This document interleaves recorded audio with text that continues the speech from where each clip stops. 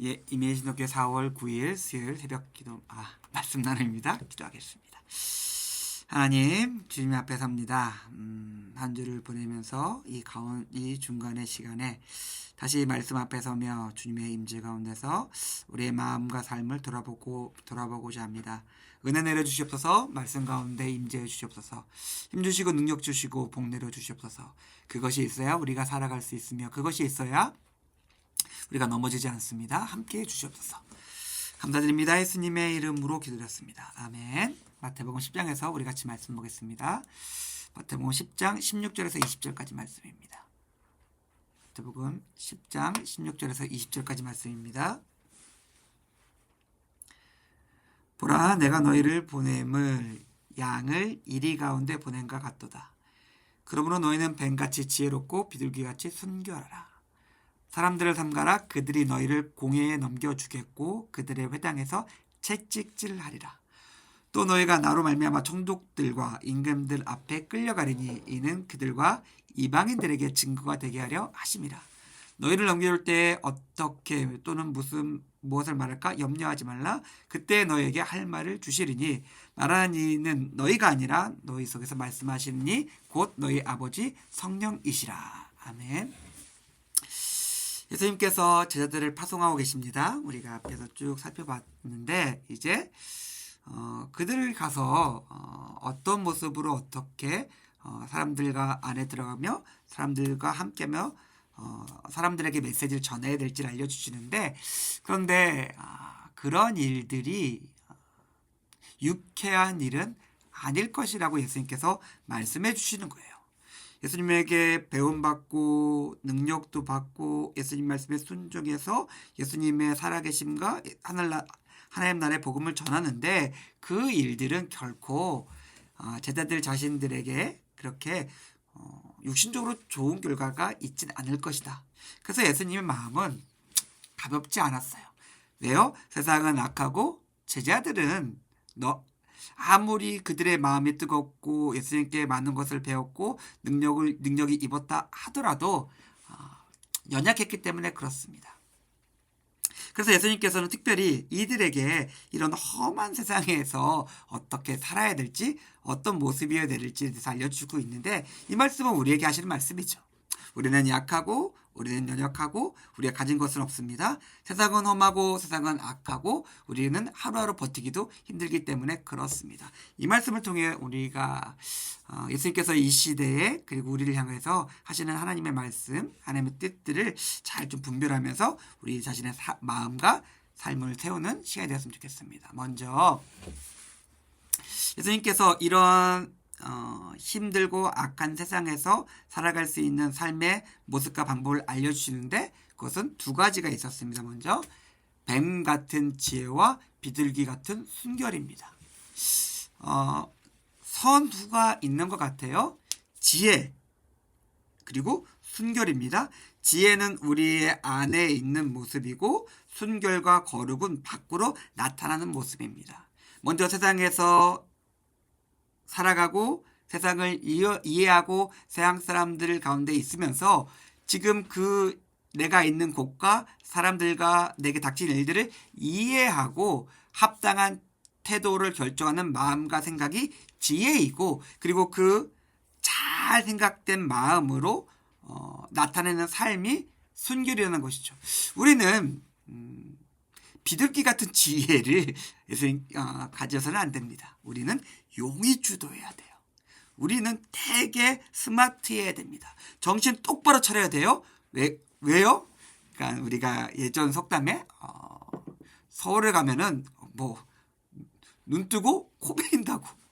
그렇게 정신없이 사람들이 몰아치고 사람들이 악하고 자기 배를 채우는 사람들이 가득하기 때문에 우리가 지금 무엇을 해야 되는지 정신을 똑바로 차리고 두 눈을 부릅뜨고 살피면서 언제나 우리는 최선의 길을 선택해야 됩니다.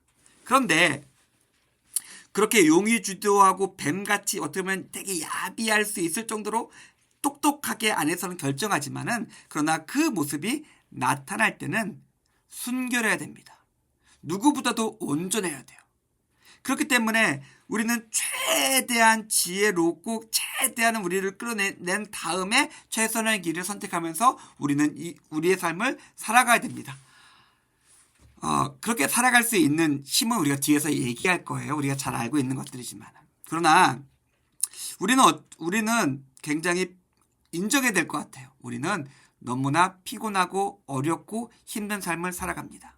험한 세상 속에서 그 세상 속에서 정신 잃지 않기 위해서 우리의 모든 것을 짜내서 생각하고 고민하고 결정해야 되며 그것을 최고의 순결과 거룩과 온전한 모습으로 살아가야 되기 때문에 그렇습니다. 그러나 우리의 능력이 아니라는 것도 우리가 기억했으면 좋겠습니다. 자, 예수님은 예수님의 세상 사람들에 대한 두 가지 상이한 태도들을 우리에게 말씀하고 계세요. 첫 번째가 뭐냐면 그들은 우리가 하나님 나라를 선포해야 되며 우리의 선교의 대상이죠.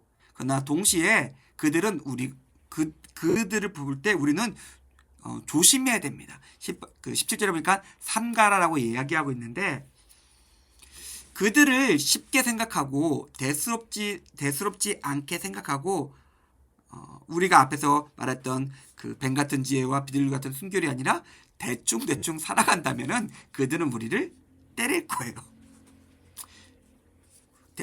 대수롭지 않게 우리의 마음과 삶의 자리를 분별 없이 내어준다면 그들은 우리를 쉽게 책잡고 우리 비난하며 우리를 공격하며 우리를 넘어뜨릴 것입니다. 그들이 우리를 대하는 태도는 명확해요. 죄, 탐욕, 교만, 이기심 그것을 가지고 그들이 살아가기 때문에 그것을 이루기 위해서 우리를 언제나 거꾸로 틀리려고 하는 것들이 세상의 사람들입니다. 물론 여러 가지 좋은 사람들도 있고 뭐 많은 것들도 있을 수 있겠지만은 그러나 그것의 기본 바탕은 죄와 이기심과 탐욕이기 때문에 우리가 세상에 살 때는 제가 앞에서 말씀드렸던 것처럼 정신 똑바로 차리면서 살아야 됩니다. 그리고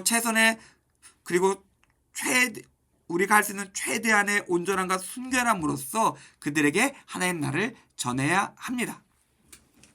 그런데 왜 우리가 이 세상의 사람들을 조심해야 할까요? 그 이유는 딱 하나예요. 18절에 나오죠.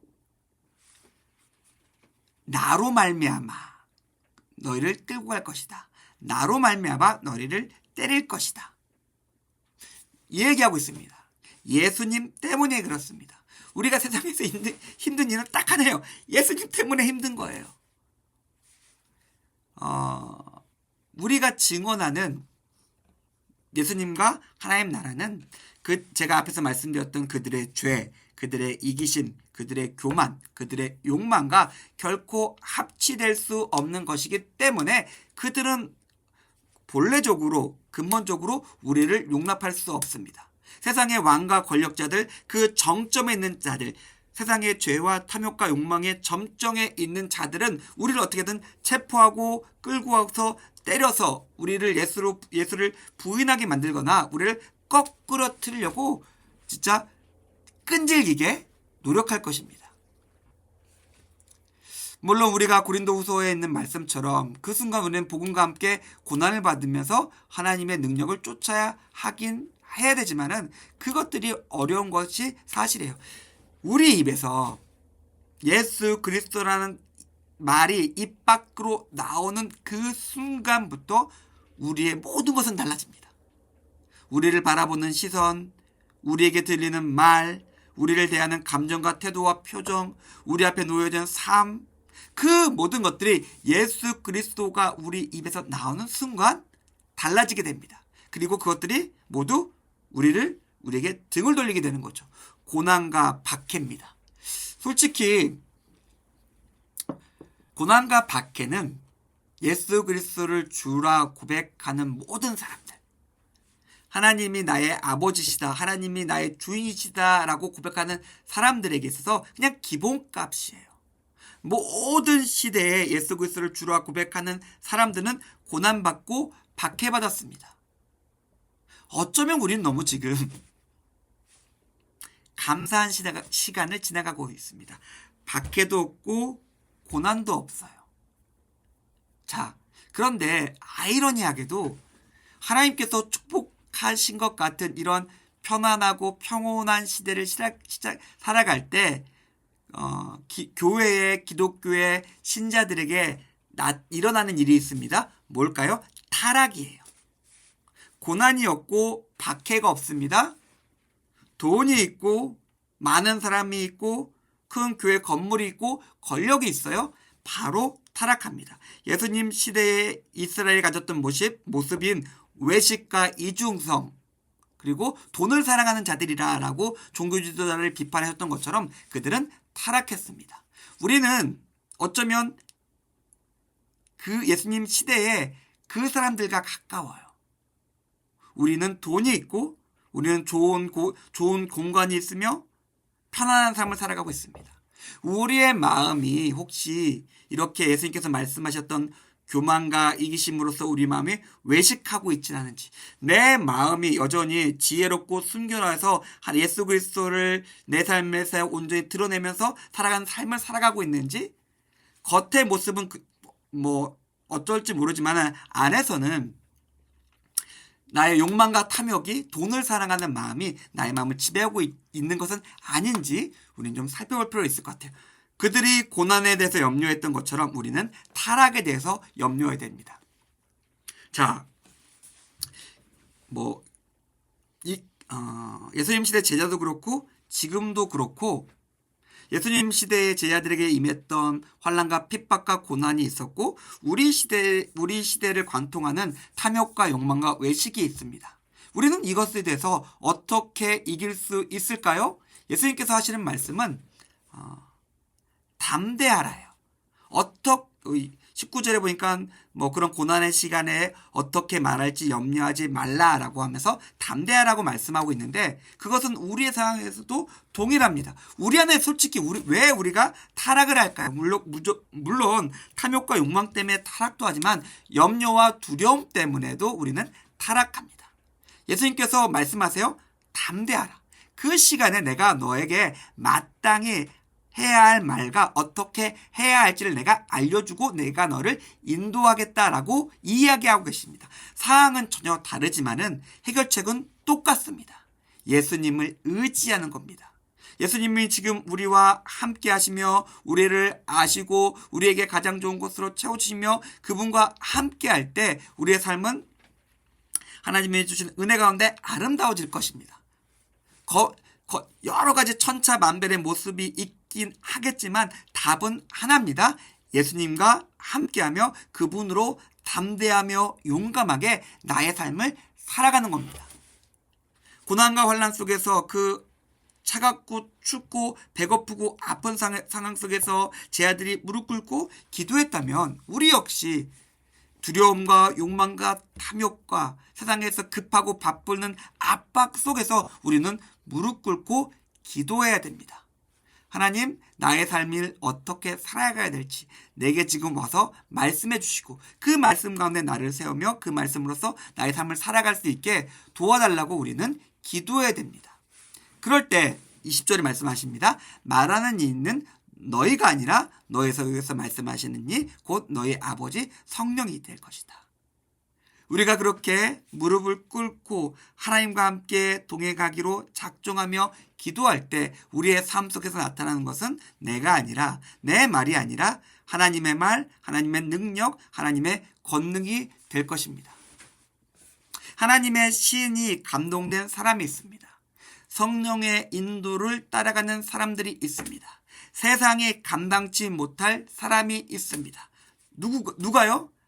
어떤 멀리 있는 되게 은혜와 능력이 충만한 그런 성령이 불을 받은 어떤 사람이 아니라 나예요.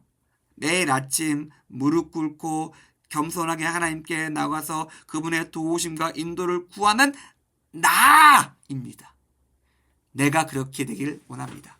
나의 오늘의 말과 나의 삶이 성령님의 말이 될 수 있게 하나님의 뜻이 될 수 있게 나를 통해서 하나님 역사해 달라고 그렇게 기도하시면서 승리하시는 임예신성교 교우님들의 오늘의 삶 그리고 일주일의 후반의 삶 그리고 우리 평소의 삶이 되기를 주님의 이름으로 축원드립니다. 기도하겠습니다. 하나님 감사합니다. 오늘 말씀을 통해서 세상 속에서 우리의 삶이 어떻게 살아야 될지 생각해 보았습니다.